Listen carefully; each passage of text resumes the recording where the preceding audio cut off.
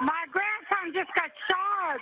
On a call with 911, Casey Goodson's grandmother says her grandson has been shot as he entered their home. I just heard the gunshots and I would get up and he's laying in the door. The family says Goodson had just arrived home with sandwiches. Just moments before the shooting, Goodson was spotted by a sheriff's deputy who was working as part of a U.S. Marshals Fugitive Task Force conducting a search for a suspect in the neighborhood. Goodson was not the target of the manhunt. Authorities say Goodson was seen waving a gun as he drove by. The deputy, at some point after that, he confronted him, and it went badly. Police claim Goodson then got out of his vehicle and was ordered to drop his gun. And when he failed to comply, the deputy opened fire. Law enforcement has stated at least one person heard that verbal command, and they say a gun was found at the scene. But Goodson family attorney Sean Walton disputes that chain of events, saying no one from Goodson's family heard any confrontation and that the 23-year-old was killed in front of them, including several children. Casey was executed while walking into his own home.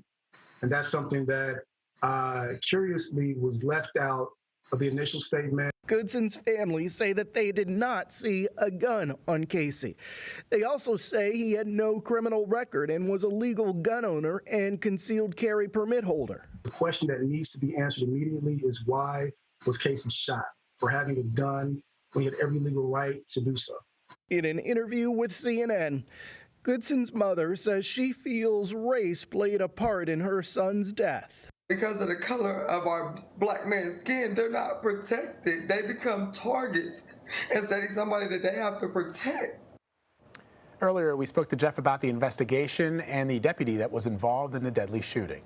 Get the sense that most departments across the country now have body cameras. That's just not the case. Some departments have resisted getting body cameras. Some departments say they don't have the budget for body cameras. And in this case, they don't have body cameras. And so that's a critical piece of potential evidence that investigators won't have in this case.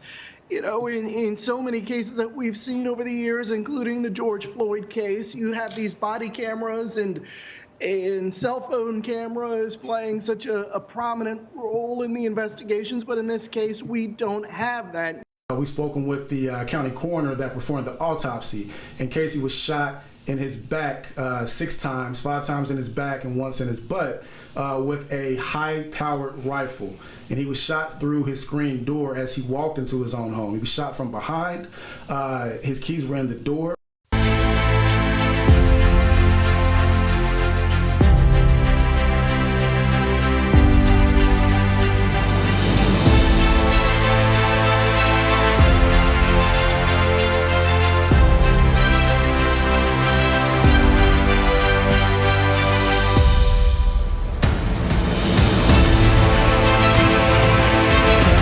Tonight, the coroner in Columbus, Ohio, says preliminary autopsy results show Casey Goodson was shot multiple times in the torso. And police have released this new 911 call made by his cousin who was inside the home.